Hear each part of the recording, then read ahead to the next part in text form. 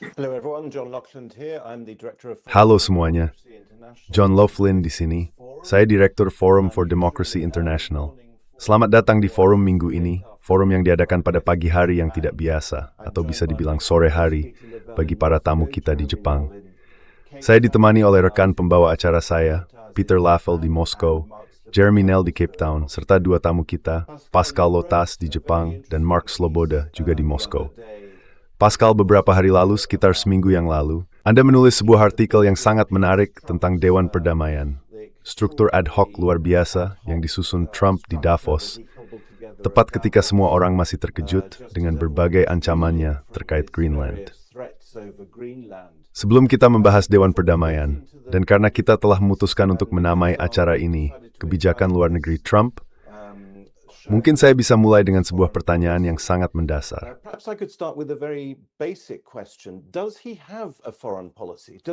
Apakah dia memiliki kebijakan luar negeri? Apakah Trump memiliki kebijakan luar negeri? Jika kamu bertanya, saya tidak tahu. Apa kebijakan luar negeri Inggris? Pertanyaan itu relatif mudah dijawab, yaitu tetap sejalan dengan Amerika. Jika kamu bertanya apa kebijakan luar negeri Prancis, jawabannya adalah memperkuat Uni Eropa dan membentuknya sesuai dengan citra Prancis dan seterusnya. Tapi apakah Trump punya kebijakan seperti itu? Atau ini hanya penerapan tanpa henti dari doktrin kejut, seperti yang saya suka menyebutnya? Dengan kata lain, membuat pernyataan dan ancaman yang benar-benar keterlaluan, menaikkan taruhan, seringkali dengan kekuatan militer juga, berteriak dan membuat kekacauan, mengguncang segala hal yang mungkin, membuat semua orang kebingungan, lalu masuk untuk memungut sisa-sisanya. Bagaimana pendapatmu, Pascal?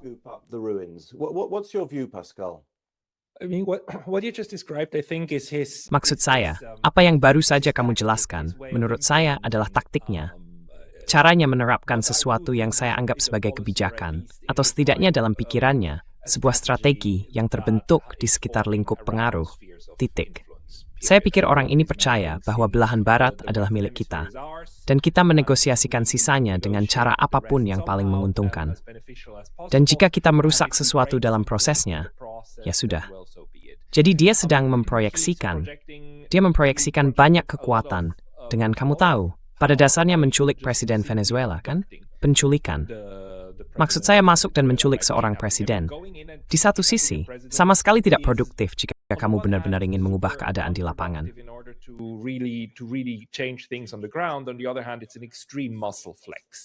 Di sisi lain, ini adalah unjuk kekuatan yang ekstrem. Maksud saya, pesannya, terutama di Amerika Latin, menurut saya cukup jelas dipahami. Kita bisa melihat dari betapa marahnya orang-orang bahwa pesan itu memang dimengerti. Dan saya memang percaya bahwa taktik intimidasi ini, ya, ini memang taktik intimidasi, bukan? Begitulah cara dia bekerja. Tapi ketika kita berbicara tentang strategi, dia sudah beberapa kali menegaskan bahwa belahan barat adalah milik kita. Doktrin Monroe. Imajinlah belakang kita, taman kita. Ismisis semua orang lain. Iskum nindasmu sehabisa. Net.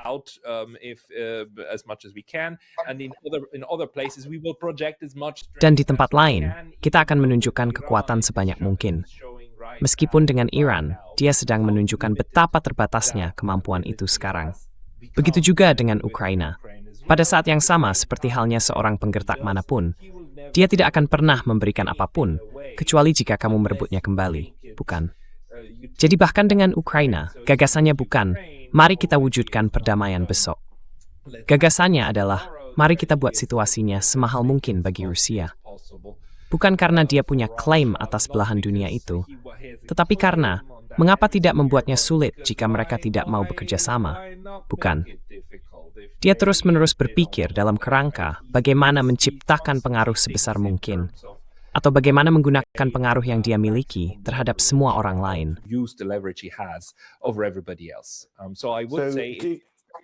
Jadi saya akan mengatakan, apakah Anda percaya bahwa ada keretakan dalam hubungan transatlantik? Atau apakah Anda berpikir, seperti yang diyakini sebagian orang, bahwa semua ini hanyalah permainan ilusi yang dirancang agar Eropa membayar lebih untuk kebijakan yang pada dasarnya adalah kebijakan Amerika?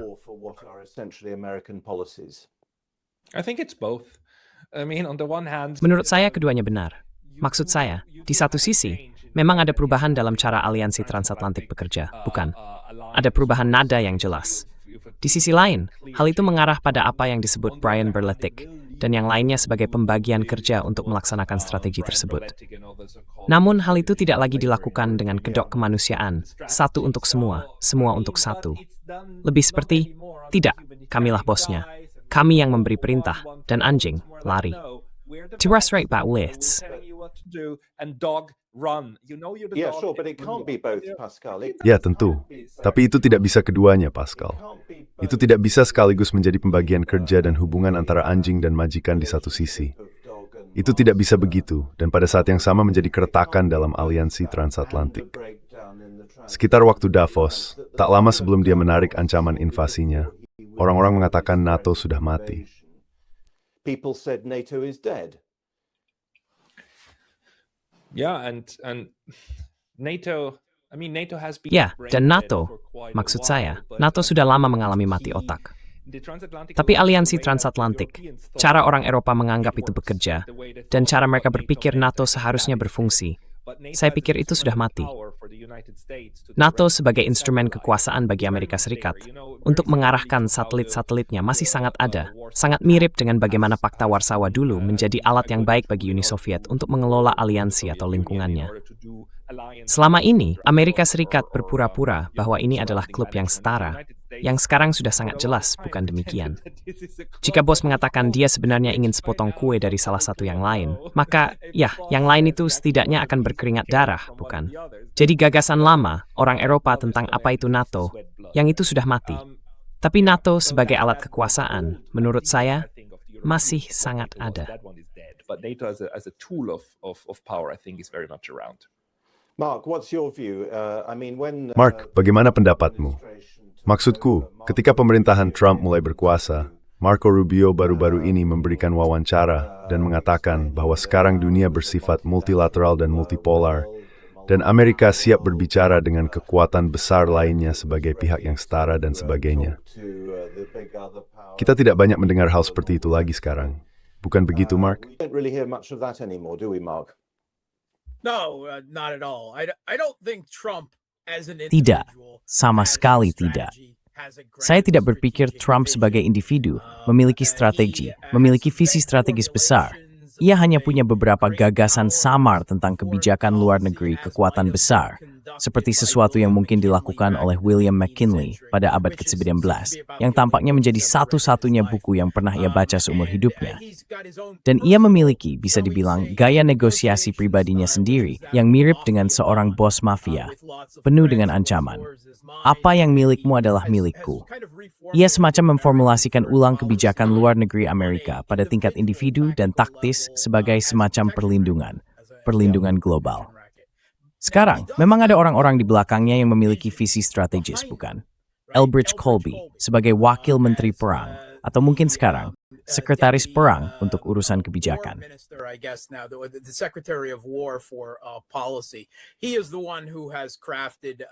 Dialah orang yang merancang strategi keamanan nasional dan strategi pertahanan nasional Trump. Dan, seperti yang kamu tahu, berusaha menerapkan hal-hal tersebut sebagai kebijakan. Namun kedua dokumen itu dengan jelas menunjukkan bahwa AS ingin menarik diri dari Timur Tengah. Pada dasarnya menyerahkan segalanya kepada Iran dan beberapa negara Arab yang secara samar didefinisikan sebagai sejalan dengan Abraham Accords untuk menangani situasi di sana. Tetapi seluruh pembangunan besar-besaran ini, pembangunan untuk perubahan rezim yang dilakukan pemerintahan Trump di Teluk Persia, menunjukkan bahwa kamu tahu, kamu bisa saja menuliskan kebijakan luar negeri untuk Trump, sebuah visi strategis, tapi itu tidak berarti dia akan mengikutinya. Dan mengenai pihak Eropa, dengan segala hormat, saya harus tidak sependapat denganmu, John.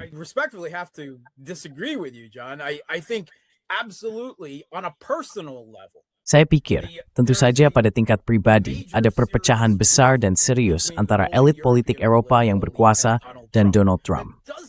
Namun, itu tidak serta-merta berarti ada perpecahan besar lintas Atlantik antara Amerika Serikat dan Eropa, karena Trump hanyalah sebuah anomali.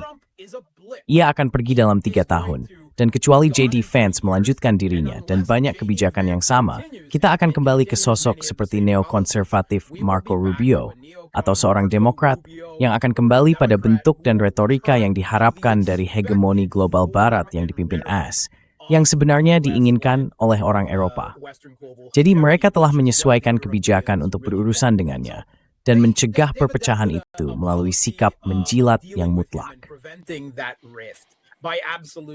Sycophancy, right? Like rolling over, showing your belly and crying daddy. Benar, seperti menyerah, menunjukkan perutmu, dan menangis ayah. Dan kamu tahu, mereka luar biasa pandai dalam hal itu. Meskipun ada begitu banyak provokasi yang Trump lontarkan, termasuk ancaman untuk mencaplok Greenland. Namun tetap saja, mereka mengikuti garis partai dalam hal itu. Ya, martabat Eropa sebagai peradaban benar-benar diseret ke selokan dan diinjak-injak. Tapi mereka tampaknya tidak masalah dengan itu selama NATO tetap ada. Dan selama itu terjadi, tidak ada ancaman terhadap NATO sebagai organisasi sampai terjadi perubahan rezim besar-besaran baik di Amerika Serikat maupun di Eropa. Itu tidak akan hilang. Trump, pemerintahannya, mereka hanya di permukaan saja. His administration, they are surface level only. Baik, maksud saya, kepada kedua tamu kita, apakah kita terlalu mengintelektualkan hal ini? Dia tertarik pada kemenangan. Maksud saya rasa dia bahkan tidak akan memahami percakapan kita. Saya pikir kisah Greenland belum berakhir. Saya rasa itu masih akan berlanjut. Mengapa? Karena alasan strategis? Tidak. Karena mineral? Tidak. Oh, warisan. Itulah yang mendorongnya. Pascal, saya ingat salah satu kali pertama kita berbicara, saya bertanya kepadamu tentang studi netralitas. Dan saya berkata, Pascal, apakah psikologi berperan di dalamnya? Dan kamu menjawab tidak. Lalu saya berkata, ya mungkin seharusnya iya. Karena saya pikir ada unsur. Lihat, saya setuju dengan hampir semua yang telah dikatakan di sini. Hal-hal yang benar-benar tingkat tinggi. Tapi ini bukan cara Trump berpikir. Dan saya pikir, kamu tahu, kita memiliki, saya menyebutnya dilema akal sehat. Kita menggunakan akal sehat. Dia tidak. Baiklah. Ya, tapi bagaimana dengan Israel, Peter? Ya, selalu ada hal tuh. Kita tidak bisa bertele-tele. Apakah hanya seorang oportunis soal Israel? Pascal, ambil cuek, Pascal. Izinkan saya mengatakan satu hal. Anda tahu, kita sedang mengeksplorasi sesuatu yang sangat menarik saat ini. Juga dari sudut pandang ilmu politik. Ini tentang kesulitnya memisahkan individu dari sistem yang sejalan.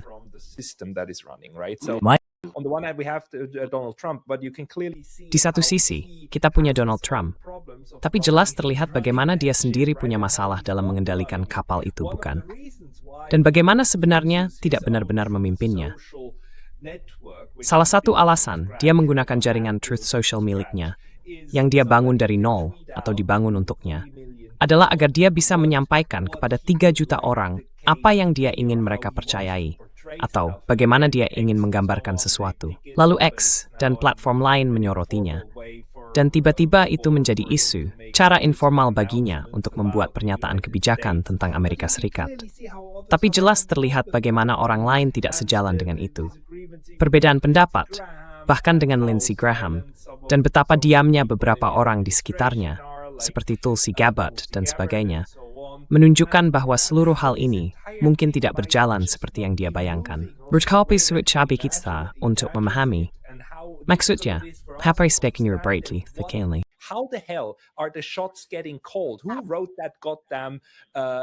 Siapa yang menulis makalah strategi sialan itu? Dan sekarang mereka mengeluarkan makalah strategi baru dari Pentagon. Seolah-olah itu adalah makalah strategi dari semua makalah strategi, dan seterusnya. Dan lagi, apakah Amerika Serikat benar-benar memiliki kebijakan luar negeri? Ada berbagai cabang yang melakukan hal-hal berbeda, dan Donald Trump adalah salah satunya. Bukan yang tidak penting, tetapi dia merupakan bagian dari seluruh sistem itu. Sekali mengurusan Venezuela, maksud si pada suatu titik bisa maksimal memiliki beberapa senjata manfaat sejarah sentipur. Dan tambah akan memuisung math, mewah tem, kabarek Watson yang appealing. Apa yang mengaparang, ses? Santla. Marcus Impue. Fair enough. So, Yeah. Go ahead. Yeah. Saya rasa Pascal benar di situ ya. Dia sedang berusaha menjalankan kebijakan luar negerinya sendiri. Sementara AS, maksud saya kalau menyebutnya the blob, seperti yang dikatakan Ben Rhodes, negara dalam bayangan, birokrasi permanen, mereka berusaha mengendalikannya. Dan seperti yang kita tahu, kita pernah mendengar dari tokoh-tokoh dalam pemerintahan sebelumnya yang secara terbuka membicarakan bagaimana seluruh strategi mereka adalah memanipulasinya. Dan betapa pervasif suara elutum into war. So kulihat selangnya. Now it's not always easy, and when he is trying to conduct his Dan ketika dia mencoba menjalankan kebijakan luar negerinya sendiri melalui tweet atau truth huruf besar di media sosial, seperti yang dikemukakan Pascal Lotaz, mungkin selalu ada kepanikan setiap kali dia melakukannya untuk menanganinya, membatasi kerusakan, atau dalam beberapa kasus, jika memungkinkan, menindaklanjutinya. Saya ingat Trump menulis tweet tentang perubahan rezim di Iran. Saya ingat dia berteriak soal tarif 100% untuk negara manapun yang berdagang dengan Iran. Dan maksud saya, apakah ada yang mendengar kelanjutan dari isu-isu itu? Tidak, karena sebagian dari hal-hal itu lenyap begitu saja akibat upaya pengendalian kerusakan oleh pemerintahannya dan sisa-sisa pemerintahan negara dalam bayangan.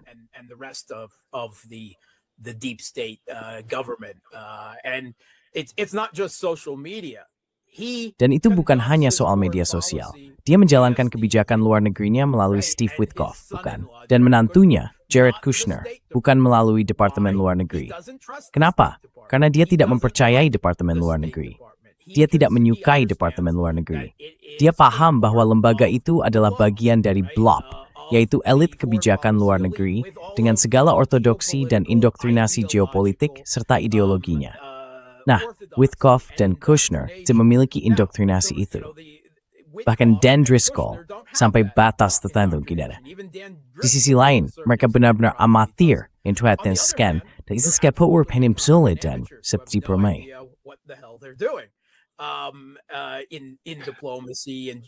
Dan mereka juga pendukung skema Israel. Ya, dan para pendukung Israel. Sekarang, saya tidak ragu bahwa Trump kadang memiliki perbedaan pribadi dengan Netanyahu. Tetapi saya juga berpikir bahwa Trump dalam tingkat yang cukup besar secara politik terikat pada donor tertentu. Saya tidak akan menyebut nama, Adelson atau siapapun, tetapi dia berkewajiban untuk mengikuti kebijakan yang mengutamakan Israel. Dia melakukannya sepenuhnya selama pemerintahan pertamanya, dan sekarang selama pemerintahan keduanya, sampai pada titik di mana orang-orangnya sendiri merancang strategi agar AS menarik diri dari Timur Tengah. Sementara dia berulang kali mengambil, bisa dibilang, langkah-langkah goyah menuju perubahan rezim di Iran.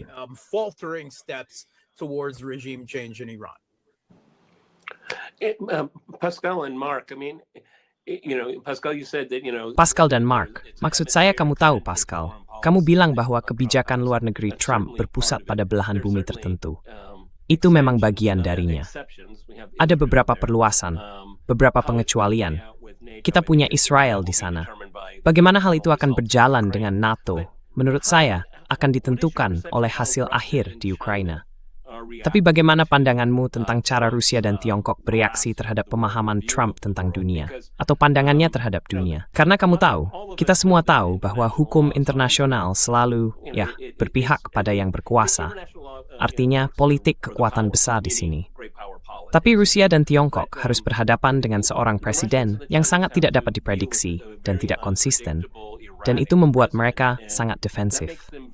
Kurangnya minat Trump terhadap perjanjian New START adalah salah satu contohnya. Dan hal itu memiliki implikasi besar bagi kebijakan luar negeri Rusia. Jadi bagaimana kamu melihat reaksi Rusia dan Tiongkok terhadap Trump? So, how are you seeing Russia and China reacting to Trump? I see both of them.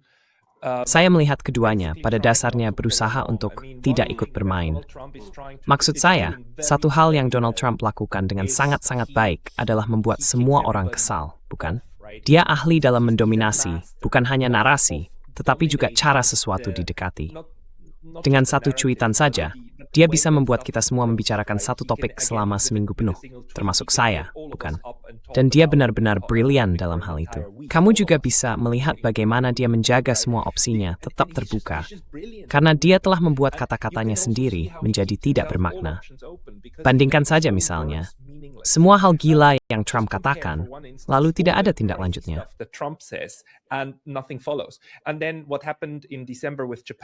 Dan kemudian, apa yang terjadi pada bulan Desember dengan Jepang dan Tiongkok? Ketika Perdana Menteri Jepang, dalam sebuah sidang atau percakapan parlemen, mengatakan bahwa ia akan menganggap serangan oleh Tiongkok daratan terhadap Taiwan sebagai krisis eksistensial bagi Jepang, dan semua implikasi yang menyertainya. Hal itu memicu eskalasi diplomatik besar antara keduanya. Kata-kata antara Jepang dan Tiongkok memiliki arti penting. Apa yang dikatakan Perdana Menteri itu penting. Dengan Amerika Serikat, hal itu tidak lagi demikian. Dan dia menciptakan ruang di mana kata-katanya tidak lagi berarti, yang juga berarti dia memiliki lebih banyak kebebasan bertindak untuk melakukan apa yang dia inginkan. Saya pikir Tiongkok dan Rusia memahami hal itu, yang berarti bahwa jika Anda ikut bermain, Anda hanya akan memperkuat orang itu. Jadi pihak Tiongkok mengatakan, ketika menyangkut tarif,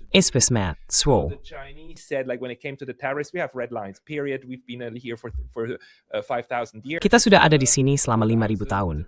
Selama 450 tahun, diantaranya Amerika Serikat belum ada. Jadi kita bisa menunggu. Dan Trump harus mengalah. Begitu juga dengan Rusia.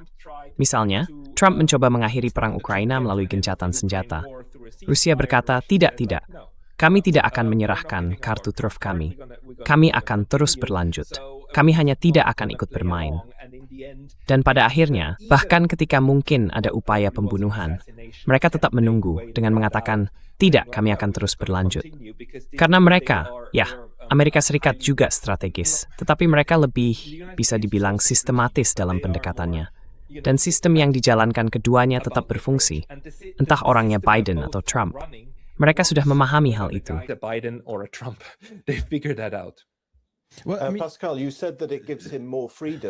Pascal, kamu bilang bahwa hal itu memberinya lebih banyak kebebasan. Kemampuannya untuk membuat kata-katanya tidak berarti apa-apa. Sedikit seperti dalam Alice in Wonderland. Aku bisa membuat sebuah kata berarti apapun yang aku mau. Itu tergantung siapa yang berkuasa. Tentu saja itu juga sangat berbahaya. Selain memberinya lebih banyak kebebasan, hal itu jelas sangat berbahaya bagi kredibilitasnya. Maksudku, pada Juli tahun lalu, kita diberitahu bahwa program nuklir Iran telah diselesaikan dalam satu serangan oleh pembom yang terbang dari Alabama ke Iran dan kembali lagi. Lalu 6 bulan kemudian kita diberitahu bahwa kapal perang harus dikirim ke Teluk Persia untuk memaksa Iran bernegosiasi tentang masalah yang sama. Nah, kedua hal itu jelas tidak bisa sama-sama benar. Dan tentu saja, Istavtuasana Athena, berkomplikatsenbreed, yang kedetiwert overninkan ubapa care, namun instead of ting, iskafmera. The strong will do what they can, but then lost the war. Surely this is very quickly. Tentu saja ini akan dengan sangat cepat terurai sebagai sebuah strategi atau taktik. Kamu tahu, baiklah, Trump hanyalah sebuah anomali. Ya, aku setuju dengan itu. Mark benar sekali. Kelompok kekuasaan itu akan menegaskan kembali pengaruhnya jika belum melakukannya. Namun, sementara itu, kredibilitas negara ini jelas hancur berantakan. Dan karena itu, terlepas dari semua pertunjukan spektakuler, episode Venezuela, dan sebagainya, pertunjukan yang menyejukkan, bukan efeknya justru baling on the sling. Not exactly the contrary overall. Yang sedang hilang adalah kepercayaan dari orang lain, bukan? Tapi mereka tidak mengejar kepercayaan. Mereka hanya ingin bisa melakukan sesuatu dengan cara yang kamu katakan, yang kuat melakukan apa yang mereka bisa, yang lemah menanggung apa yang harus mereka tanggung. Mereka memandang semua orang lain sebagai lemah. Kita melakukan apapun yang kita bisa. Dan pertanyaan utama di Amerika Serikat adalah bagaimana menjualnya kepada rakyat kita sendiri, bukan? Jika kamu memainkan kedua kartu itu, kamu selalu bisa berkata, lihat, aku sudah bilang mereka punya senjata nuklir. Selalu bilang begitu. Atau kamu bisa bilang, aku sudah bilang kita menghancurkan mereka. Mereka sudah tidak ada. Kamu menjaga kedua opsi tetap terbuka, dan tidak masalah mana yang benar. Satu-satunya hal yang penting adalah mana yang menjual di masa depan sebagai kebenaran. Well, and it's a demonstration that you Ya, have- ini adalah sebuah demonstrasi bahwa kamu memiliki kekuasaan. Kamu punya kekuasaan. Maksudku, ini menunjukkan dominasi. Apa yang dipikirkan oleh yang lemah? Ya, siapa yang peduli? Oke, dan Trump berubah pikiran. Dia plan. Ya, dia adalah orang yang paling berkuasa. Secara nominal, orang paling berkuasa di dunia. John benar. Aku akan menentukan apa itu kenyataan, terlepas dari apa yang dipikirkan orang lain. Mark, aku suka ketika kamu melakukan itu. Silakan lanjutkan. Mark, I love when you do that. Go ahead. Yeah. First of all, this discussion. Pertama-tama, pembahasan tentang apa yang terjadi di Venezuela sebagai demonstrasi kekuatan militer dominan AS. Saya harus tidak setuju dengan itu. Menurut saya, itu adalah demonstrasi tentang seberapa efektif CIA dalam membujuk atau mengendalikan orang, dan itulah yang sebenarnya terjadi. Delcy Rodriguez, Menteri Pertahanan, Lopez, dan yang lainnya jelas telah dibujuk melalui kombinasi suap, pemerasan, dan ancaman, dan mereka menyerahkan Maduro. Ya, pasukan khusus AS memang harus terbang rendah di atas wilayah musuh, melewati pangkalan militer terbesar dan paling diperkuat di Venezuela untuk menjemput Maduro. Namun, pada dasarnya, ia diserahkan oleh pihak Venezuela sendiri. Mungkin pengawal keamanannya dari Kuba berusaha melindunginya. Maybe his Cuban security detail fought to defend him, and the fact that he felt that he needed a Cuban security. Dan fakta bahwa dia merasa perlu memiliki pengawal keamanan Kuba dan bukan orangnya sendiri sudah berbicara banyak. Tapi kita tidak tahu apakah orang Amerika yang membunuhnya atau orang Venezuela yang membunuh orang Kuba. Benar, kita tidak tahu itu. Yang kita tahu adalah, meskipun dia mungkin mengatakan beberapa hal yang menenangkan bagi rakyat Venezuela, dia pada dasarnya bersikap tunduk. Maksud saya, Dan Radcliffe, Direktur CIA, datang ke Venezuela, dan dia bersikap tunduk kepadanya.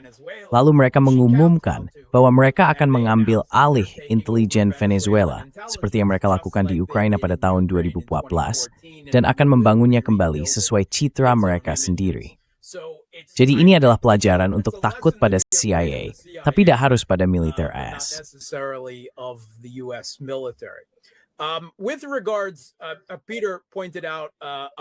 Terkait apa yang dikemukakan Peter tentang penciptaan realitas, Trump dalam lingkup pengaruh Barat, terutama di AS dan media arus utama Barat, berada pada tahap pasca kredibilitas.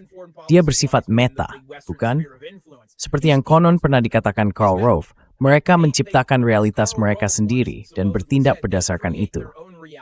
Sekarang, Tiongkok, Rusia, dan negara-negara lain yang masih hidup di dunia nyata harus memutuskan bagaimana menghadapi hal tersebut.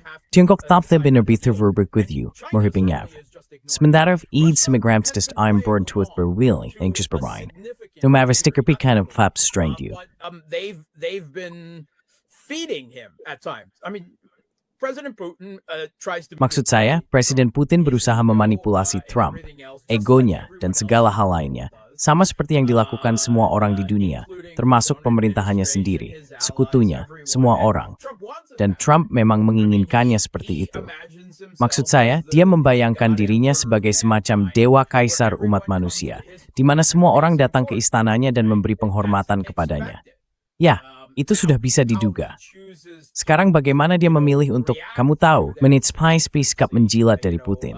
Dia menganggapnya sebagai tanda rasa hormat. Dan dia memang memiliki rasa hormat tertentu terhadap Putin. Itu cukup jelas. Dan itu ada yang beda. Dia melihat Zelensky sebagai cacing kecil yang merendahkan diri. Yang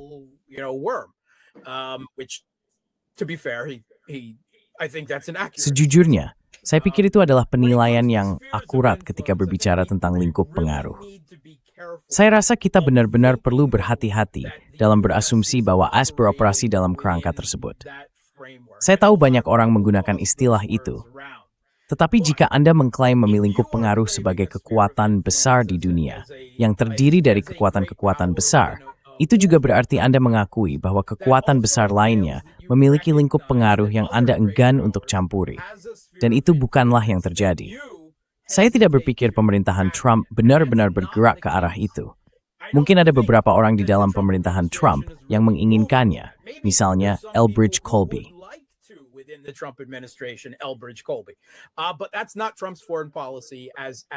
Tapi itu bukan kebijakan luar negeri Trump, karena ia telah berusaha mengarahkan Titanic.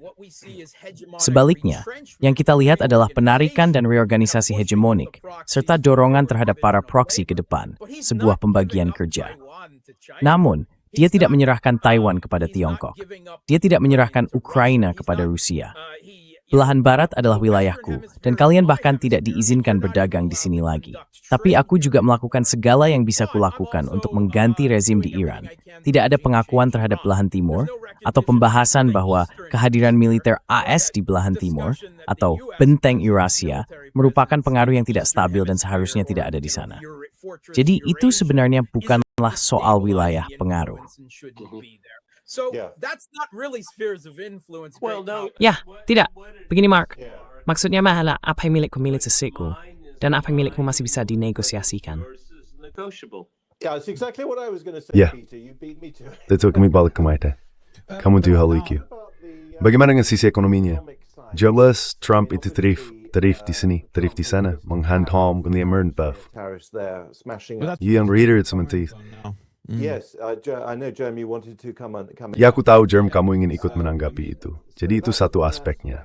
Dan tentu saja secara keseluruhan, seperti yang baru saja dikatakan Mark, kamu menyebut Titanic. Dia berusaha mengarahkan kapal itu menjauh dari gunung es atau apapun itu. Dia mencoba melakukannya dalam waktu yang sangat singkat. Karena kita sering lupa betapa terbatasnya kekuasaan Presiden Amerika. Baik karena sistem checks and balances, birokrasi, maupun waktu. Tapi tax allergy trooper Brits hebat kembali. Itu manly sex membistu.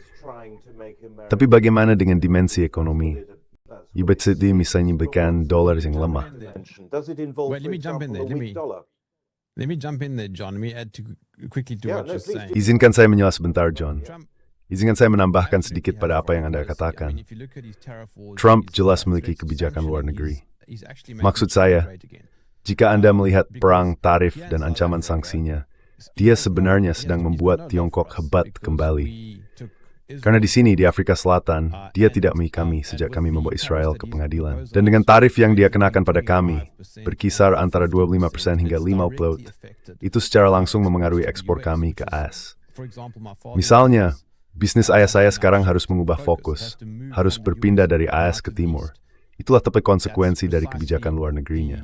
The consequence of his foreign policy. And what about the dollar? Lalu bagaimana dengan dolar? Karena di satu sisi, dia mengatakan ingin agar dolar tetap menjadi mata uang cadangan dunia. Namun di sisi lain, tentu saja nilainya melemah cukup signifikan. Apakah itu strategi untuk meningkatkan ekspor Amerika? Apakah itu merupakan devaluasi yang disengaja? Bagaimanapun juga, harga emas telah naik sebesar 50% sejak dia menjabat di Gedung Putih tahun lalu. Jadi, apakah ini sekadar proteksionisme dan merkantilisme yang terang-terangan, atau sebenarnya dia sedang kehilangan kendali? Bagaimana pandanganmu tentang hal itu, Pascal?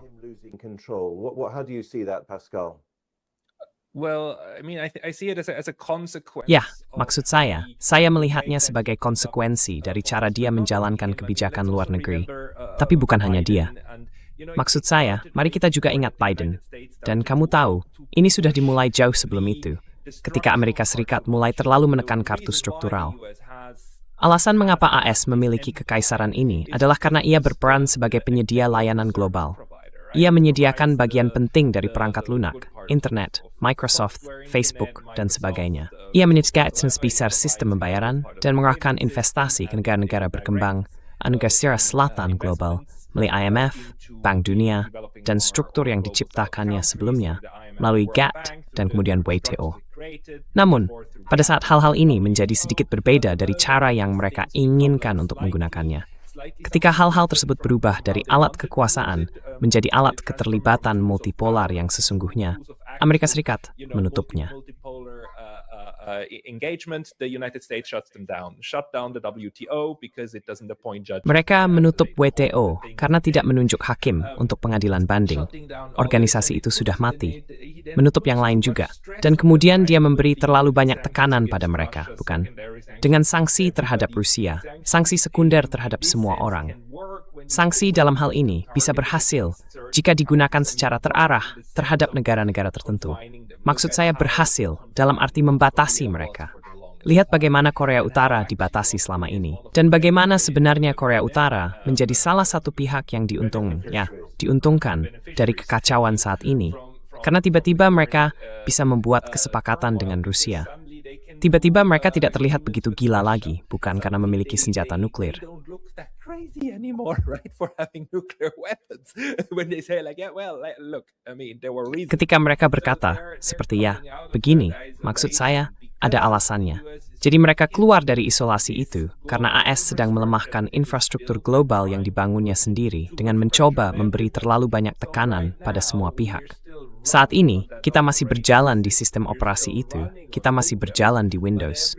Tetapi semua orang sedang mencari jalan keluar. Semua orang bertanya, di mana kita bisa mendapatkan sistem Linux terbaik berikutnya? Untuk mencoba mengubah cara kita beroperasi, ini butuh waktu. Tapi Tiongkok sedang membangunnya, Rusia sedang membangunnya. Begitu juga dengan organisasi kerjasama Shanghai, BRICS, dan sebagainya. Dan itu sesuatu yang membuat Trump marah. Lalu apa yang dia lakukan? Dia justru mencoba menggandakan taruhannya, yang hanya akan mempercepat laju kemunduran.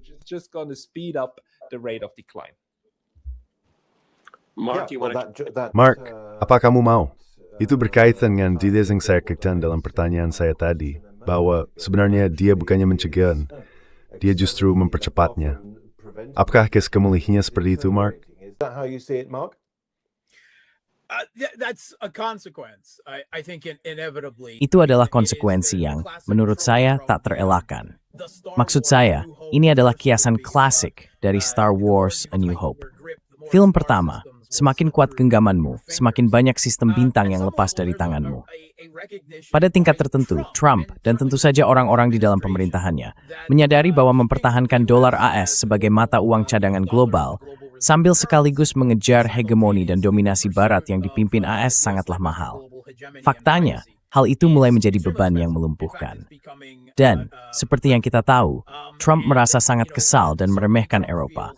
Dan perasaan itu juga dimiliki oleh sebagian kalangan elit AS yang memandang Eropa sebagai masyarakat kesejahteraan dengan segala kemewahannya.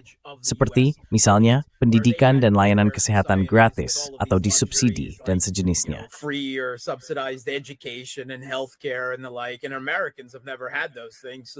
Dan orang Amerika tidak pernah memiliki hal-hal seperti itu. Jadi mereka sama sekali tidak memahaminya. Mereka berpikir bahwa orang Eropa selama ini menumpang bebas di bawah hegemoni AS. Jadi ada upaya untuk berbagi beban dan pembagian peran dalam kebijakan tarifnya. Kamu tahu, pada satu sisi, itu adalah Trump yang mengidealkan masa kepresidenan William McKinley, entah karena alasan aneh apa. Di sisi lain, kita memiliki pejabat ekonomi dalam pemerintahan Trump yang berbicara tentang kebijakan tarif di situs web Gedung Putih, dengan mengatakan bahwa itu bukan upaya untuk melepaskan hegemoni, melainkan membuat seluruh dunia membayarnya melalui tarif. Dan mereka mengatakannya dengan istilah seperti itu. Benar, itulah kebijakan tarifnya. Sekarang, apakah itu akan berhasil?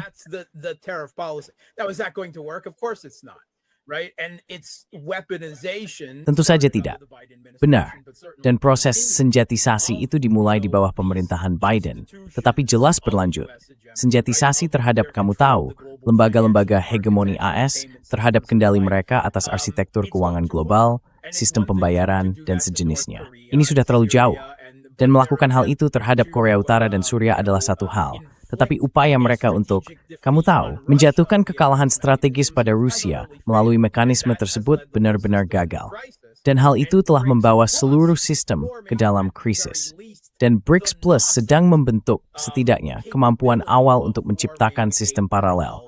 Karena ada pengakuan bahwa AS tidak lagi menjadi penyedia andal bagi barang publik global yang disebutkan oleh Pascal Lotas. Kalau kita bisa beralih ke topik lain, teman-teman. Bagaimana kita menjelaskan Trump terhadap Iran? Have you got Apa sim zanang chip aku, Peter? Well, great minds do think alike, John. But Baiklah, pikiran hebat memang sering sejalan, John. Tapi Pascal dan Mark sepertinya ada langkah mundur di sini. Ada juga langkah mundur pada Juni tahun lalu, dan kemudian terjadi serangan. Jadi saya menanggapi semua ini dengan sedikit skeptisisme. Dan jika kita punya waktu mengenai negosiasi tentang Ukraina, orang-orang berada dalam kekosongan. Maksud saya, sebenarnya yang bernegosiasi adalah pihak Ukraina dengan Amerika dan Amerika dengan Rusia, tetapi tidak ada negosiasi langsung antara Ukraina dan Rusia. Situasinya sangat terdistorsi. Namun jika kita bisa tetap membahas Iran, karena saya sudah terlalu sering membicarakan Ukraina selama beberapa tahun terakhir, bagaimana kalian berdua melihat kebijakan Trump? Karena pertunjukannya belum berakhir. Silakan. The fat lady hasn't sung yet. Go ahead. Nintuik Gasket. Jika saya boleh memulai, saya kemarin berbincang di saluran saya dengan Rainer Rupp, mantan mata-mata Jerman Timur di Jerman Barat, dan seorang analis strategis hebat. Ia menyampaikan poin yang sangat baik, yaitu bahwa Amerika Serikat pernah melakukan pengerahan kekuatan angkatan laut di depan Iran sebelumnya, sekali pada tahun 2012 dan sekali pada tahun 2007, dan keduanya lebih besar daripada yang sekarang. Pada kedua kesempatan itu, mereka menempatkan 2 atau 3 kapal induk di sana. Saat ini, mereka hanya menempatkan 1. Jadi, meskipun retorikanya paling agresif di antara ketiga periode itu, sebenarnya kekuatan yang tersedia justru paling lemah. Hal ini juga terjadi pada saat banyak sistem rudal yang dimiliki Amerika Serikat telah digunakan oleh Amerika Serikat yang diperluas, bisa dikatakan, di Ukraina, tetapi juga di Israel. Banyak dari persediaan itu telah menipis.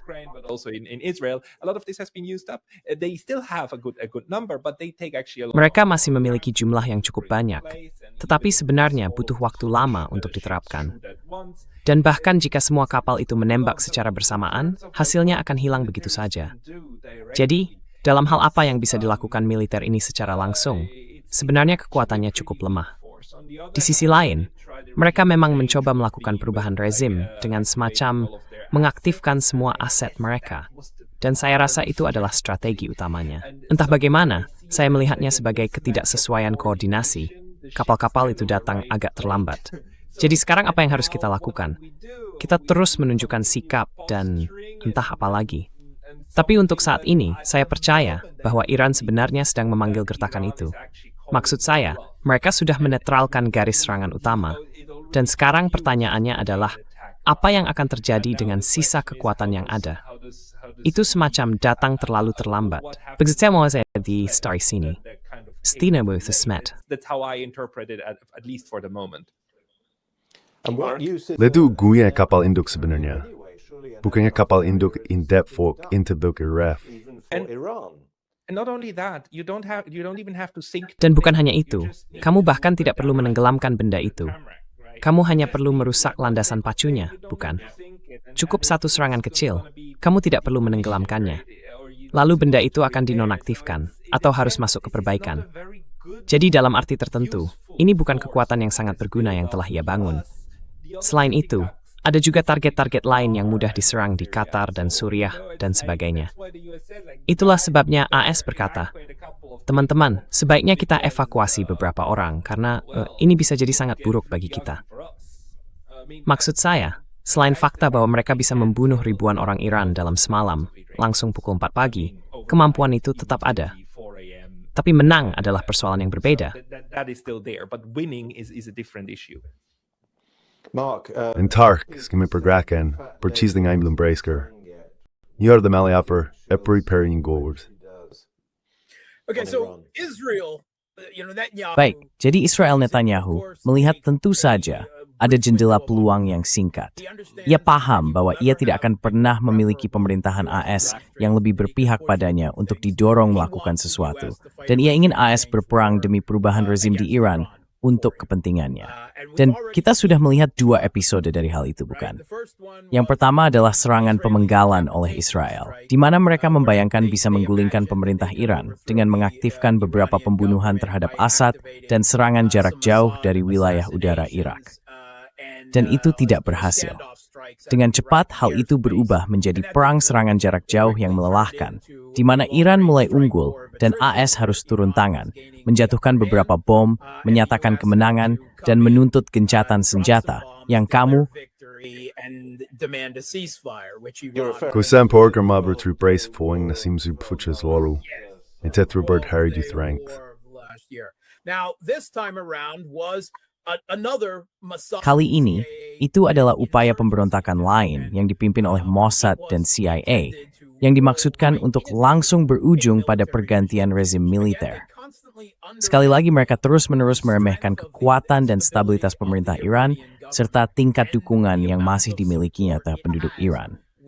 Jadi pemberontakan CIA dan Mossad itu dengan cepat goyah. Rupanya, Taisi Rusi, Staisim Kapithebes, digunakan untuk mematikan Starlink, memingkap percak terminalnya. Untuk kontra-intelijen Iran menemukan semua aset CIA dan Mossad. Kamu benar, ada celah dalam waktu. Mossad assets. You're right, there was a gap in timing. The US forces arrived and now it's like, well, what do we Pasukan do? AS telah tiba, dan sekarang situasinya seperti, ya, apa yang harus kita lakukan? Dia menuntut pergantian rezim yang cepat, dan Pentagon sudah memberitahunya bahwa, tahu kan, Iran bukan Venezuela, itu tidak akan terjadi. Jadi sekarang saya rasa mereka benar-benar tidak tahu harus berbuat apa. Bukan berarti mereka berhenti berusaha. Tapi pada akhirnya, masalah besar di sini adalah kelemahan pertahanan udara AS dan Israel, tapi terutama AS. Mereka tak memiliki cukup sistem pertahanan udara yang namanya, yaitu Patriot, Ta'adat, Oculus, memutawai bawah itu. Namun juga, di iktigap 3.3 sistem Patriot maupun Ta'adat yang mereka bukan. Or the THAAD system that they need. I mean, they don't even have a fraction of what they need. Maksud saya, mereka bahkan tidak memiliki sebagian kecil dari apa yang mereka butuhkan. Untuk Ukraina, untuk Israel, untuk Pentagon, untuk semua sekutu di seluruh dunia. Raytheon masih memproduksi sekitar 650 pencegat Pak 3 per tahun, dan sistem taat kurang dari 100. Jadi apapun yang mereka lakukan, mereka membutuhkan pergantian rezim yang cepat. Karena jika itu tidak terjadi, ya, kamu tahu, semacam serangan pemenggalan cepat yang mereka bayangkan bisa mereka lakukan. Yang menurut saya tidak bisa, maka kita akan kembali ke Juni 2025. Perang kelahan dengan serangan jarak jauh menggunakan rudal balistik, rudal jelajah, dan drone serangan jarak jauh. Pada akhirnya, Iran memiliki jauh lebih banyak dari itu.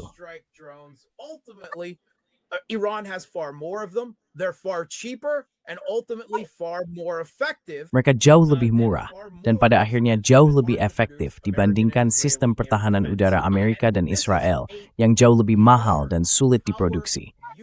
Ini adalah keterbatasan geopolitik kekuatan keras AS, bukan hanya terhadap Iran, tetapi juga terhadap negara manapun yang kini memiliki kemampuan untuk menyerang balik AS. Penyebaran teknologi drone telah membuat hal itu menjadi mungkin. Secara teoritis bisa siapa saja termasuk Yaman, termasuk Houthi, dan memproduksi AS dalam malis never ini. Sekarang visi ini mengikuti dua kepala militer, mereka tidak mensentrasi, dan itu step membangun. Military power. They didn't concentrate. They didn't build.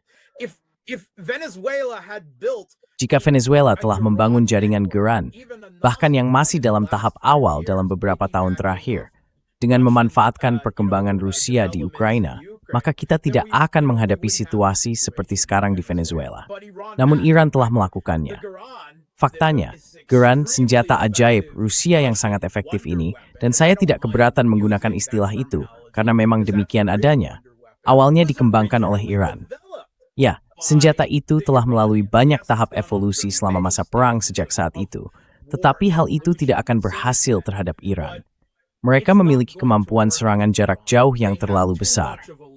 Amerika Serikat tidak memiliki pertahanan udara yang memadai atau kompeten, dan ini adalah realitas geopolitik baru yang sepenuhnya berbeda di Timur Tengah.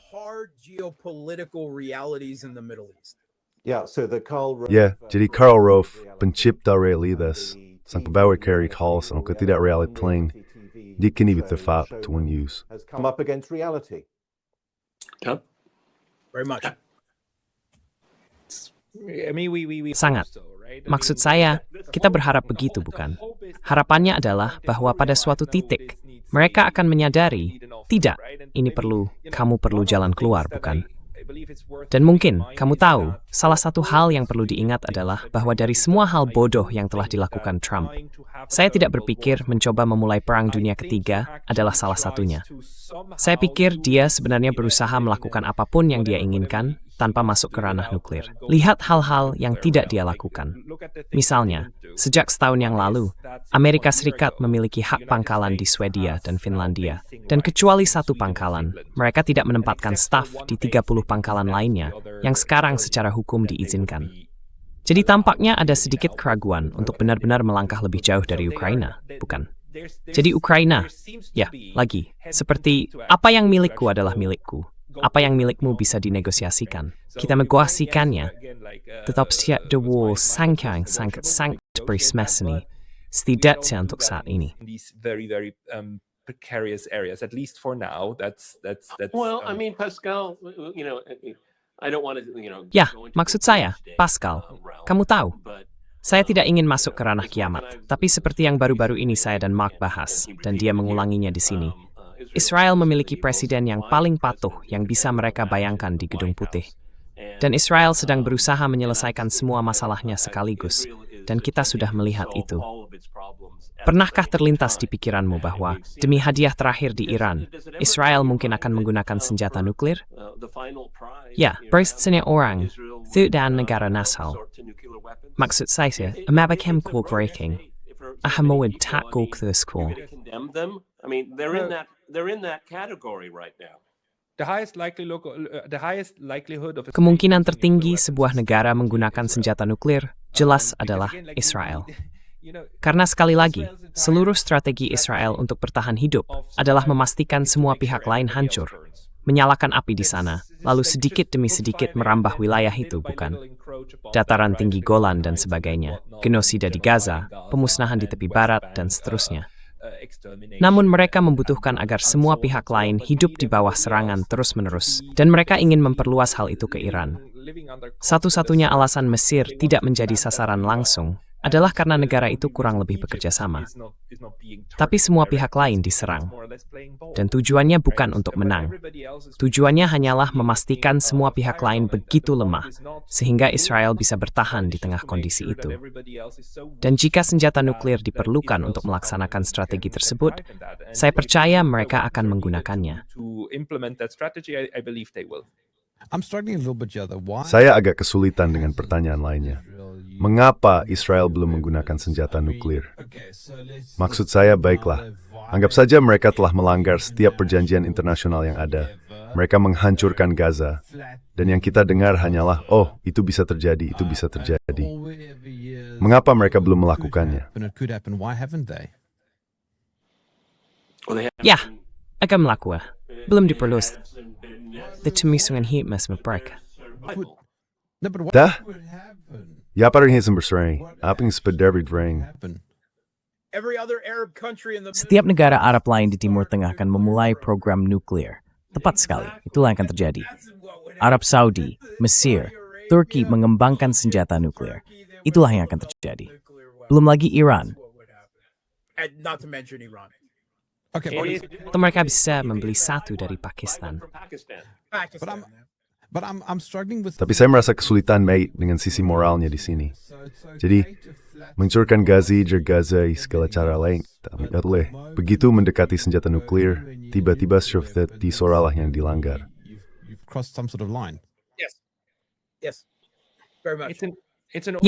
Ya, sangat. Itu adalah ultima ratio. Dan kita belum mencapai tahap akhir itu dari sudut pandang Israel, saya kira. Maksud saya, hal itu disimpan untuk saat-saat yang benar-benar terakhir. Dan saat ini, keadaan berjalan cukup baik. Maksud saya, bisa saja lebih baik, tapi kalian telah berhasil melakukan genosida di Gaza. Tunggu dulu, Pascal. Secara adil, Israel hanya sedang membela diri. Saya senang karena di kelompok ini kita bisa menertawakan betapa buruknya hal itu, bukan? Tapi ada orang-orang yang sungguh-sungguh, yang kalau mendengar kita, akan ingin melihat kita di balik jeruji. I want to push back on one thing. Saya ingin menentang satu hal, yaitu gagasan bahwa Trump berusaha sekuat tenaga untuk menghindari Perang Dunia Ketiga. Mungkin dia berpikir begitu.